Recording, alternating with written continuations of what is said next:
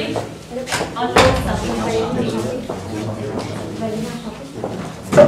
Bonjour,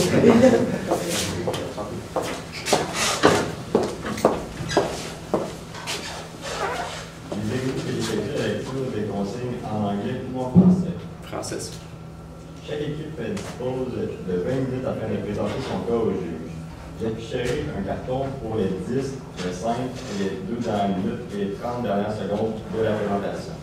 Lors des 10 dernières secondes du discours, j'indiquerai à l'aide de mes deux mains le nombre de secondes restantes. Une équipe n'ayant pas terminé sa présentation après 20 minutes se verra arrêtée afin de passer à la période de questions. Une période de questions d'une durée maximale de 5 minutes est allouée au jury à la fin de la présentation. Je tiens à rappeler au jury qu'il est obligatoire de poser au moins une question lors de cette période. J'inviterai maintenant les juges à se présenter et vous pourrez ensuite débuter. Mon nom c'est Pierre Leblanc, je suis chef d'équipe ici pour un bureau local, Boudreau, Albert, Savoie, en fiscalité. Je suis ancien de l'Université de Moncton, donc j'ai participé au jeu quand j'étais à l'université, donc je sais quoi que vous passez au travers. Fait que bonne présentation. Merci.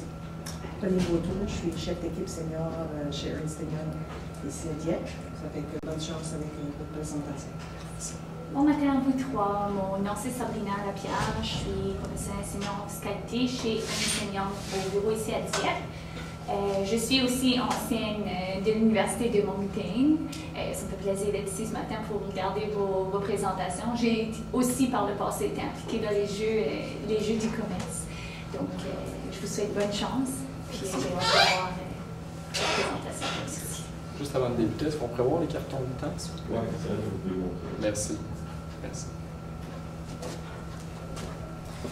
Madame la bricoleuse, aujourd'hui, vous avez une décision très importante. Votre plus grand concurrent, Fishnet Inc., veut vous acquérir. Pour début de consolidation, peut-être. Nous ne le savons pas.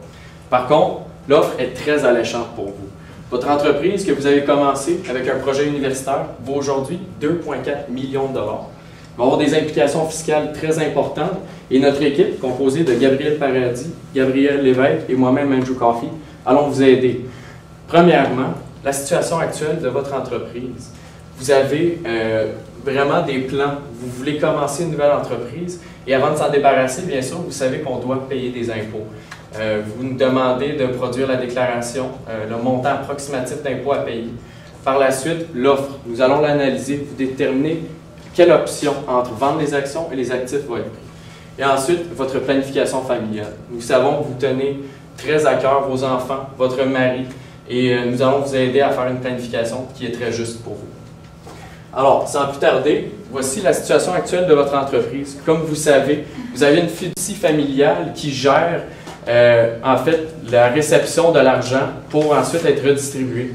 Vous avez aussi une société de gestion. C'est une excellente planification que vous avez faite il y a quelques années après la création pour permettre en fait le gel successoral pour geler la valeur puis ensuite redistribuer par la suite.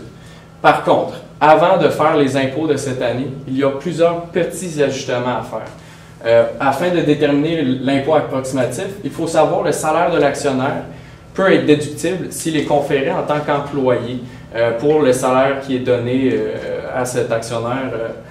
Ensuite, la publicité. À l'intérieur de la publicité du marketing, il y a un don. Seuls les dons aux organismes de bienfaisance enregistrés sont déductibles et cette déduction se fait au revenu imposable. C'est un élément qu'on verra par la suite. Les créances douteuses, il y a un manque d'informations. On pourrait peut-être avoir une conversation pour la suite à savoir comment les créances douteuses sont traitées, mais au niveau fiscal, c'est par l'analyse de l'âge des comptes qu'elle doit être faite et c'est un élément important qu'on pourra passer à une prochaine rencontre. Ensuite, les assurances sont déductibles pour les deux. Important, l'assurance mise en garantie pour l'actionnaire, pour sa vie, est déductible puisque c'est en garantie d'un immeuble qui sert à générer des revenus. Ensuite, les frais de voyage. C'est composé de repas qui sont donnés aux employés. En fait, on devrait avoir une conversation, peut-être plus de détails autour de ces repas. Il existe une possibilité, si c'est des événements majeurs, pour récompenser les employés, en fait, de déduire l'entièreté de ces sommes. Mais c'est 6 événements par année et une limite de 100 $ par personne peuvent être déduites. Alors, c'est une conversation qu'on pourrait avoir dans un prochain mandat. Ensuite, les autres frais de voyage. c'est à savoir si ce poste comprend en fait pour les voyageurs, si c'est des vendeurs. Si c'est le cas, en fait, il faut sortir. Il y a plusieurs critères qui sont énumérés. Sortir de la zone métropolitaine pour plus de 12 heures. C'est une conversation. Il manquait de détails dans les états financiers, mais on pourrait vous guider dans un prochain mandat pour peut-être ajuster les sommes. Ensuite, l'amortissement. L'amortissement comptable n'est pas permise, mais comme nous ne savons pas vos immobilisations présentes, nous croyons vraiment qu'on devrait ajuster les montants pour atteindre un montant fiscal. Ensuite, les licences. Ça, c'est très important.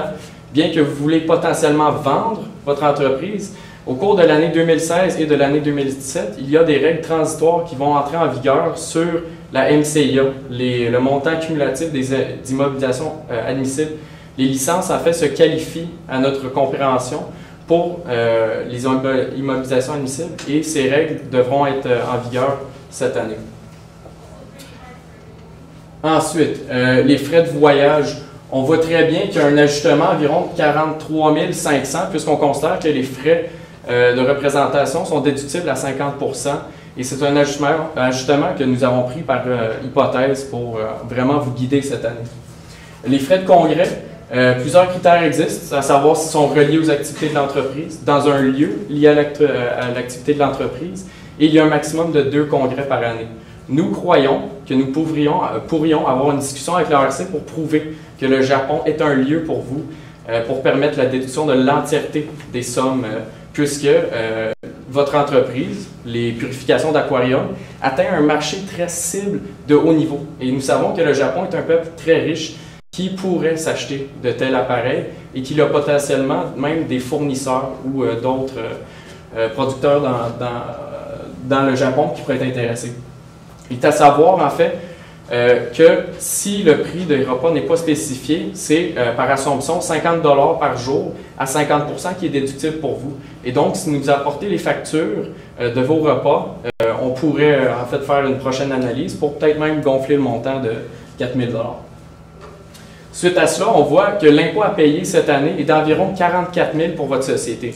C'est à savoir que nous avons négligé certaines points tels les créances douteuses et l'amortissement, puisque nous voudrions avoir une conversation avec vous pour avoir plus de détails par la suite. Attention, il est à savoir aussi qu'en ce moment, pour le calcul de l'impôt, ce montant de 44 000 se base sur le plafond des affaires qui permet la déduction pour petite entreprise. Nous savons en fait que votre société de gestion et votre société opérante, Aqua Inc., sont associés. Et donc, pour ce fait, le plafond des affaires est partagé. Il est réputé 0 et peut être partagé par le formulaire prescrit qui est rempli. Nous recommandons d'allouer 100 % du montant à Aqua Inc., puisque c'est la seule entreprise qui a un revenu actif d'entreprise et qui va permettre l'entièreté de la DPE sur ce montant. Plus tard, nous rentrerons dans les critères d'acquisition de contrôle et l'impact que ça aura. Je veux juste vous avertir que cette année, il n'y aura pas d'acquisition de contrôle, ils ne s'appliqueront pas. Mais l'année prochaine, au moment de la vente, il faudra faire attention à 2 éléments importants pour votre déclaration future, à savoir l'année fiscale écourtée. Ça aura un impact sur le plafond des affaires qui permet la DPE, qui amoindrit votre taux d'imposition en général. Puis, par la suite, l'amortissement des immobilisations que vous possédez sera fait au prorata pour une année financière écourtée. Vous devez produire votre déclaration d'impôt au plus tard 6 mois après la fin de l'exercice, qui est au 31 juillet. Et donc, vous avez jusqu'au 31 janvier. Par contre, un grand avertissement, les impôts doivent être payés 2 mois après la fin de l'exercice, qui, pour vous, tombe en fait le 31 septembre 2016. Et donc, si vous avez des sommes à quitter, vous devez le faire à ce moment. Nous savons aussi que vous payez des acomptes provisionnels. Votre revenu net est supérieur à 3 000 $ en tant qu'entreprise. Et donc, en tant qu'SPCC, vous avez à produire des acomptes provisionnels de manière trimestrielle. C'est un élément très important pour vous. Sans plus tarder, nous allons analyser la vente et l'offre que Fishnet vous offre. Donc, vous avez mentionné que Fishnet était intéressé à acquérir votre entreprise. Donc, premièrement, on va analyser les options, soit de vendre les actions ou de vendre les actifs. Donc, on va vraiment vous préparer à la négociation avec Fishnet, justement, pour aller soit en faveur des actions et des actifs. On sait que Fishnet est plus enclin à aller vers les actifs. On va vous expliquer pourquoi ce n'est pas nécessairement la bonne solution pour nous. Donc, pour commencer, on va vérifier si on est admissible à la déduction pour gain en capital. La déduction pour gain en capital, c'est admissible quand on se départit d'actions admissibles au titre de petite entreprise. En gros, la déduction pour gain en capital, c'est une économie d'impôt d'environ 200 000 $, fait qu'on veut vraiment aller chercher ce montant-là. Les critères de l'APE, c'est de premièrement être une société exploitant une petite entreprise. Il y a 2 critères à rencontrer, que vous rencontrez présentement pour être une SEPE. Donc, premièrement, être une société privée sous contrôle canadien. Donc, puisque vous êtes canadienne, il n'y a pas de problème au niveau de et que c'est pas par le contrôle d'une société publique, il n'y a pas de problème au niveau de ce critère-ci. Ensuite, 90% de la juste valeur des actifs est principalement attribuable à des actifs utilisés dans une entreprise exploitée au Canada. Donc, vous allez voir plus tard, on va faire le test pour vérifier qu'on respecte le 90% de la juste valeur. Ensuite, au cours des 24 derniers mois, vous devez avoir détenu les actions de l'entreprise ou sinon une personne que vous ayez détenait les actions. C'est correct, vous avez détenu tout le long de cette période-là les actions. Donc, on respecte le critère. Ensuite, troisièmement, c'est au cours des 24 derniers mois, le test de la JVM s'applique, mais à 50%. Donc, on a évalué la juste valeur marchande des actifs pour vérifier qu'on respectait les critères. Donc, l'achalandage est un actif qu'on a évalué à la juste valeur. En 2015, on a 20 000 $ qui est dû à un actionnaire. Ce n'est pas dans le cadre des activités de l'entreprise, donc on soustrait le montant. Ça fait en sorte qu'on est à 99,9 en 2015 de respecter donc on respecte amplement le critère. Et ensuite, on a considéré que le niveau d'encaisse était raisonnable puisque on avait des passifs court terme quand même assez importants, donc l'encaisse est justifiable que c'est dans le but de justement assurer de recouvrir nos passifs. On vous propose tout de même de faire une purification complexe puisque vous nous avez mentionné que votre acheteur ne veut pas acheter tous les actifs. Donc, on va pouvoir faire une vente d'actions malgré le fait qu'on ait des actifs que l'acheteur ne veut pas nécessairement acquérir. Donc, pour faire une purification complexe, premièrement, qu'est-ce qu'on va faire? C'est on va faire une émission d'actions de la société de gestion qui va souscrire à des actions de la société opérante. Ensuite, on va faire un roulement avec une contrepartie en actions. Le roulement va se faire des actifs excédentaires de l'opérante vers la société de gestion.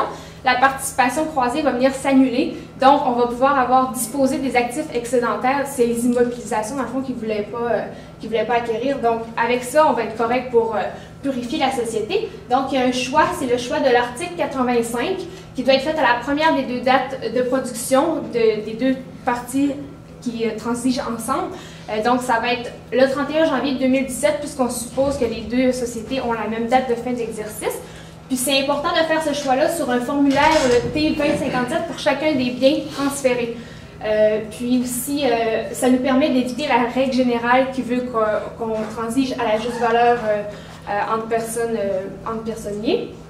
Donc, en gros, on réussit à faire le roulement sans conséquences fiscales. Par contre, puisque la juste valeur des équipements et des véhicules est inférieure au coût fiscal, on va devoir disposer à la JVM, ce qui va créer des pertes finales qu'on va pouvoir utiliser contre le revenu d'entreprise. Voilà, donc pour l'instant, on sait qu'on a droit à la déduction pour gain en capital, qui est un avantage très important. C'est une économie d'impôt d'à peu près 200 000 $. Ensuite de ça, on sait que les actions sont admissibles. Et ensuite de ça, il nous reste à déterminer si on veut plutôt vendre des actions ou les actifs. Premièrement, les avantages pour la vente d'actions, c'est vraiment la déduction pour gain en capital, comme on vient de le mentionner. Ensuite, la simplicité de la transaction, en ce sens où on va seulement vendre les actions plutôt que vendre plusieurs actifs sur lesquels il pourrait y avoir des droits de mutation. On peut penser par exemple aux immeubles. Donc, c'est une transaction en somme beaucoup plus simple. Les inconvénients, c'est que l'acquéreur va assumer le passif fiscal de la société. Donc, si on n'a pas fait nos déclarations adéquatement, ça va aller de son côté. Il va devoir gérer ça dans le futur. Ensuite de ça, les comptes fiscaux peuvent être perdus. Par exemple, on avait un compte de dividende en capital. Donc, c'est un avantage pour nous. Si on vend la société, on va perdre cet avantage-là. Les règles d'application vont s'appliquer. On va y revenir un peu plus tard. Ensuite de ça, il y a moins de flexibilité sur les biens vendus, en ce sens où on doit vendre toutes les actions et ce qu'elles contiennent. Heureusement, on a vu plutôt qu'on a été capable de déplacer les actifs non désirés dans une société de gestion via une purification complexe. Donc, la planification de la vente, avant de faire la vente d'actions, on avait quelques suggestions pour vous. Premièrement, comme on l'a mentionné, rouler les actifs non voulus via l'article 85.1. Ensuite de ça, il y avait un montant dû à l'actionnaire de 6 000 $. On vous conseille de le repayer en ce sens où, avec les règles d'acquisition, on va déclencher une fin d'exercice financier et ça va être un prêt qui va être un prêt à l'actionnaire sur deux bilans. Donc, ça va devenir imposable entre ses mains, puis déductible quand il va le rembourser. Bref, c'est désavantageux fiscalement. Donc, on vous conseille de rembourser le prêt avant de faire la vente d'actions. Ensuite de ça, on vous conseille de racheter les actions de contrôle pour s'assurer que les actions votantes ne soient exclusivement les actions participantes, donc celles qu'on veut vendre à l'acquéreur. Ensuite de ça, on veut utiliser le compte de CDC en versant un dividende libre d'impôt de 10 000 $. Donc, la JVM des actions vendues, on a fait les ajustements comme on vous en parlait un peu plus tôt. Et on arrive à une JVM de toutes les actions de 2,4 millions de $. Donc, si on vend les actions, ça devrait être le prix qu'on obtient pour les actions. On peut diviser ce montant-là entre les actions de gel. Donc, vous avez récemment effectué un gel. C'est des actions qui avaient un capital versé, un PBR de 10 $, mais une juste valeur marchande et une valeur de rachat de 2,4 millions. Donc, vous avez fait ça tout récemment. Vos actions de gel, c'est 2,4 millions. Alors que les actions qui sont maintenant les actions ordinaires détenues par la fiducie, on peut leur attribuer une valeur de 7 000 $. Donc, ça arrive si vous vendez toutes les actions, vous engendrez les gains en capital suivants, c'est-à-dire à peu près 2,4 millions entre les mains de vous-même. Et la fiducie va également s'imposer sur un petit gain en capital. La beauté de la chose, c'est que comme vous avez effectué le gel, le montant de 7 000 va pouvoir être attribué à vos enfants mineurs. Il n'y aura pas de règle d'attribution en ce sens-là. Donc ça, c'est bon. Par contre, sur le 2,4 millions, on va pouvoir appliquer la DGC, comme on l'a dit. Donc, on applique la DGC, mais par contre, sur la balance du gain, il va falloir s'imposer sur le gain en capital. Ça fait une somme d'impôt d'à peu près 417 000. L'impôt minimum sur le remplacement, on l'a calculé, c'est en dessous, donc ça ne s'applique pas dans ce cas-ci. Donc, si vous faites la vente d'actions, vous allez avoir un montant net après les paiements d'impôts de à peu près 2 millions entre vos mains. Les règles d'acquisition de contrôle, évidemment, ça s'applique, mais dans le cas qui nous occupe, il n'y a absolument rien de négatif qui vient toucher la société. La deuxième option, c'est la vente des actifs. Donc, on va passer rapidement sur la vente des actifs puisqu'on va voir que ce n'est pas l'option qui nous permet d'avoir le montant net reçu le plus élevé. Donc, qu'est-ce qui est intéressant pour l'actif? C'est surtout avantageux pour l'acheteur parce que ça lui permet d'augmenter les bases fiscales des actifs. Ensuite, ce qui est avantageux dans notre situation, c'est qu'on pouvait choisir des actifs qu'on voulait disposer, mais avec la purification complexe, bien, on répond à cet avantage des actifs malgré le fait qu'on prenne l'option des actions. Le plus gros inconvénient, c'est que vraiment, on ne peut pas utiliser la DGC. Donc, c'est comme un peu... c'est une perte d'économie d'impôt de 200 000 $ environ qu'on pourrait utiliser. Donc, c'est vraiment le facteur décisif qui nous permet d'y aller avec la vente d'actions. Donc, on a fait le calcul pour savoir au net combien il y avait d'argent que vous allez encaisser de la vente d'actifs. Les points les plus importants, c'est qu'on vous conseille de faire une clause de non-concurrence, le choix de l'article 68, afin de considérer si, dans le fond, dans la répartition du prix, il y a une portion attribuée à une clause de non-concurrence. Ça nous permet que ce soit un gain en capital et non un revenu d'entreprise imposable à 100%. Donc ça, c'est un conseil qu'on vous donne.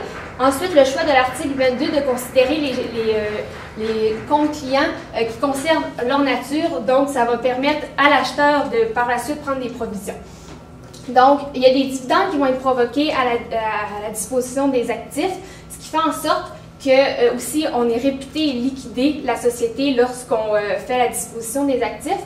Donc, la somme reçue nette est d'environ 1,6 million, ce qui est nettement inférieur au montant avec la vente des actions. Donc, en conclusion, évidemment, on vous conseille plutôt de vendre les actions. Ça vous permet d'utiliser la DGC, mais pas seulement ça. Si vous achetez des actions de remplacement, donc d'autres AAPE, vous allez également pouvoir vous éviter le gain en capital et plutôt réduire le PBR des nouvelles actions acquises. Donc, c'est une option. Si vous souhaitez réinvestir, comme vous nous l'aviez mentionné, ce serait un avantage. Donc, vraiment, en somme, on vous conseille vraiment la vente des actions plutôt que la vente des actifs. Finalement, nous savons que vos enfants vous tiennent vraiment à cœur et votre mari aussi. Et c'est pour ça que nous proposons une planification fiscale qui pourrait engendrer beaucoup de bénéfices pour vous dans le futur. Premièrement, la création d'un un régime enregistré d'études épargne, qui pourra vous permettre en fait de mettre dans une fiducie de l'argent, mais l'avantage principal, c'est les contributions gouvernementales qui viennent augmenter d'environ 20% le montant que vous contribuez. C'est à savoir que vos enfants doivent fréquenter une école postsecondaire pour profiter de ces sommes, sinon elles sont retirées et vous avez un impôt spécial qui s'applique, mais je ne crois pas que ça serait un problème pour vous. Ensuite, la contribution au REER. Votre mari, prof d'université, profite en fait d'un salaire qui lui permet de cotiser à son REER. Il peut cotiser à cette année environ 21 000 $ et nous recommandons en fait à votre mari de cotiser à votre REER. Par contre, la règle du 3 fois 31 décembre s'applique, à savoir que ces sommes doivent rester dans votre REER pour 3 années consécutives afin de ne pas être imposées entre ses mains. Finalement, les procédures administratives, vous avez jusqu'au 30 avril 2017 pour produire votre déclaration de revenus et c'est la même date pour les paiements. En fait, vous avez aussi une maison. Nous savons que vous ne recommandez pas de vendre votre maison, vous êtes très confortable ici au Nouveau-Brunswick. Par contre, il existe une exemption qui est possible dans le futur qui peut être très avantageuse pour vous et nous serons très heureux de pouvoir vous en discuter dans un prochain mandat. Les principales règles sont ici. Finalement, votre situation finale. Nous savons que vous voulez commencer une nouvelle entreprise. Vous avez pris une idée de l'université, vous avez généré 2,4 millions de dollars en 15 ans. Vous êtes très jeune, vous voulez vous lancer encore. Avec cette structure, vous pouvez réinvestir dans une nouvelle ligne et même vous permettra de différer un certain montant du gain en capital qui s'engendre, comme Gabriel a dit, lors de la vente des actions que nous recommandons. Et donc, si vous voulez bien, nous sommes prêts à prendre vos questions et à les répondre. Merci.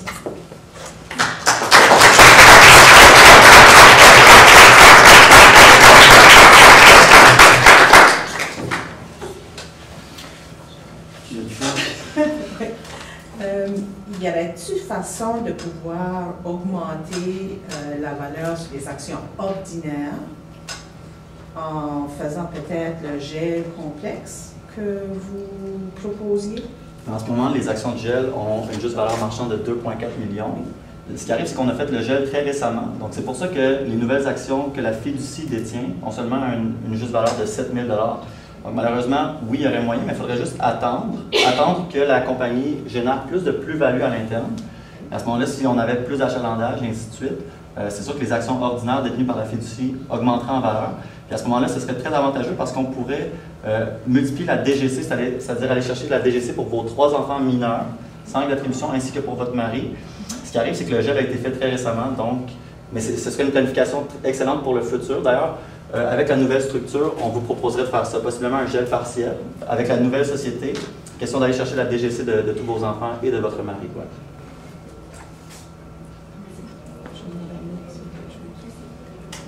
La plus ma question. Deuxième question.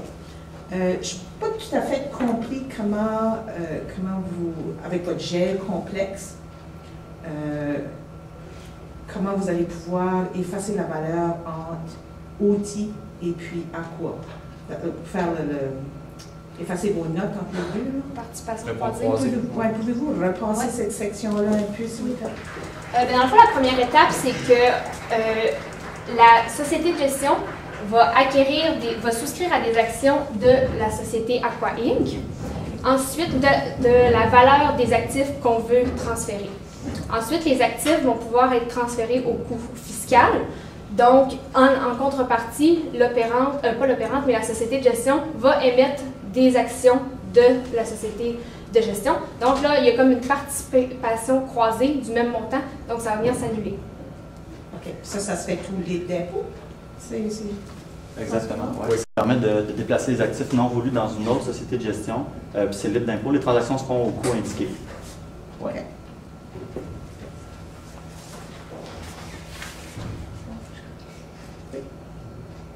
Merci. Merci.